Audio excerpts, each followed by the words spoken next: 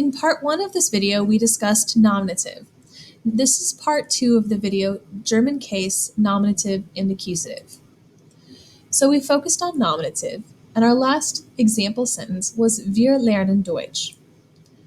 It means we learn German, but we determined lernen is not one of our 4 nominative verbs. So Deutsch was not nominative. Deutsch is a noun though, and that means that it takes case. It is now time to learn our next team. Our next team is called accusative.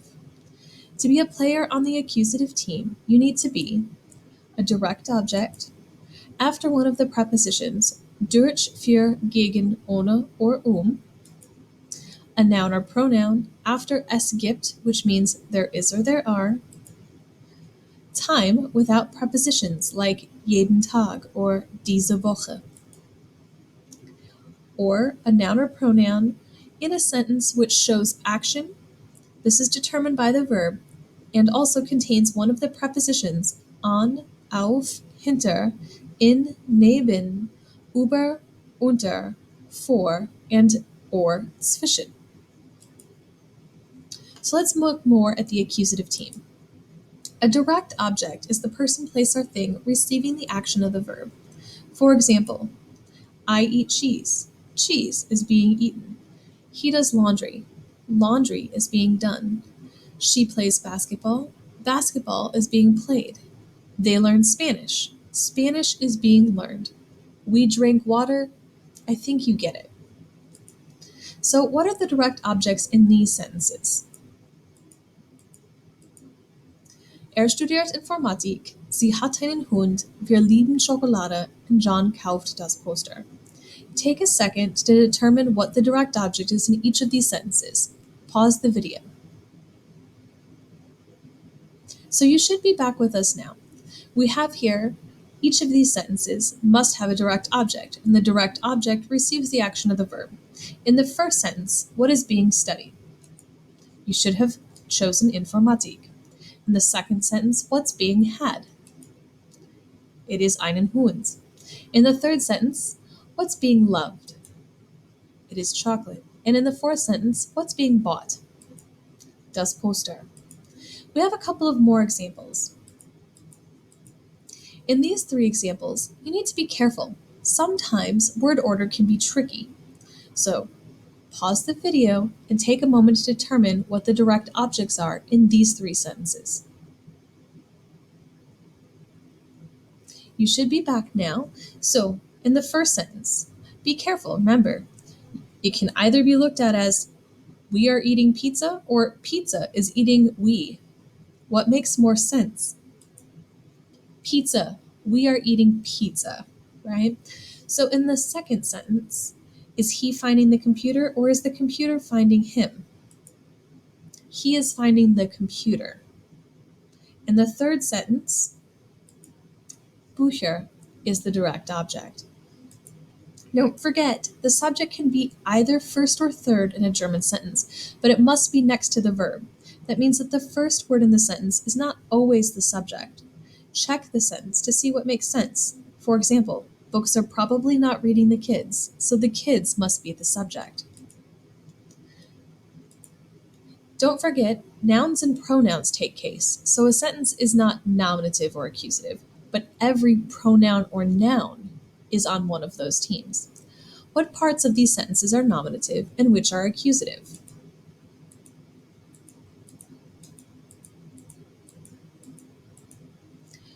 We have all of the sentences from the previous page.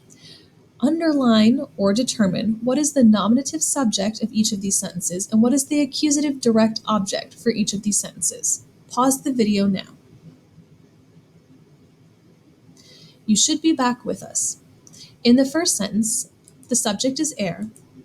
Informatik is the direct object. In the second sentence, it is sie and then einen Hund. Third sentence, wir and then Schokolade. John, das Poster. Wir, Pizza. Er, den Computer. Die Kinder, and Bücher. So remember, the subject is the main part of the sentence, who's doing the action of the verb. The direct object receives the action of the verb. Remember, informatique is being studied. Who studies it? He does. That is how these sentences are done. Other accusative players. Don't forget, the direct object is not the only part of accusative. There are other players. If a noun or pronoun is after one of the prepositions durch, für, gegen, ohne, or it is also accusative. Also after es gibt, time without prepositions, and if there's action and the noun or pronoun comes after one of the prepositions in number 5. The accusative rule for number 2 is simple. If you use a preposition, like in this sentence, ich laufe durch den Park, or in the sentence, ich kaufe das Poster für meinen Freund, then you need to make sure that the noun or pronoun right after the preposition is in the accusative, because it is the object of the preposition, and that preposition is one of the accusative prepositions.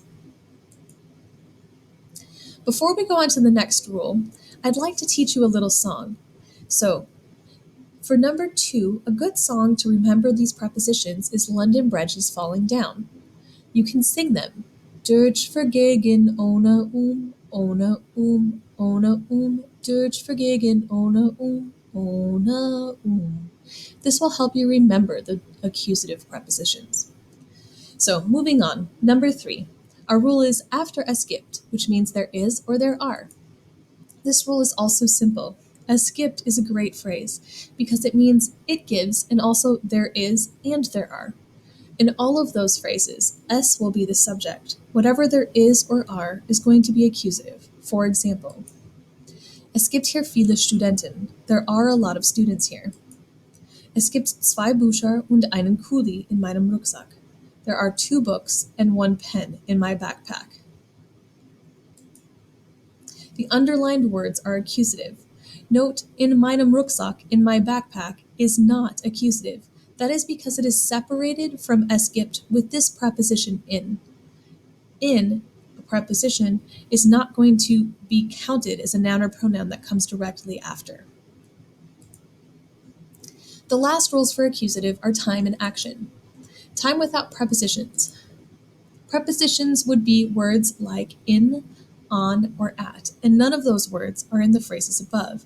Time without prepositions can be every day, every month, year, semester, minute, hour, and with other words like this, the, which, some, and such. Those are not prepositions, and they work with time. Your sentence might look like this. Ich lerne jeden Tag Deutsch. I learn German every Tuesday. So, number 5. If you have action in your sentence, and if there's one of the following prepositions, that will determine whether or not there is accusative in your sentence. These prepositions can also be remembered with a song. The song is Twinkle, Twinkle, Little Star. It goes on, auf, hinter, in, neben, über, unter, vor, zwischen. This is complicated, so don't worry about mastering it yet. Let's just use an example to demonstrate. Ich hänge das Poster an die Wand. The subject, nominative, is ich, and I am hanging, a person doing an action. The poster is the direct object. On the wall comes after the preposition on, you can see that. There is an action in the sentence, so wall is going to be accusative because there is action along with the special preposition on.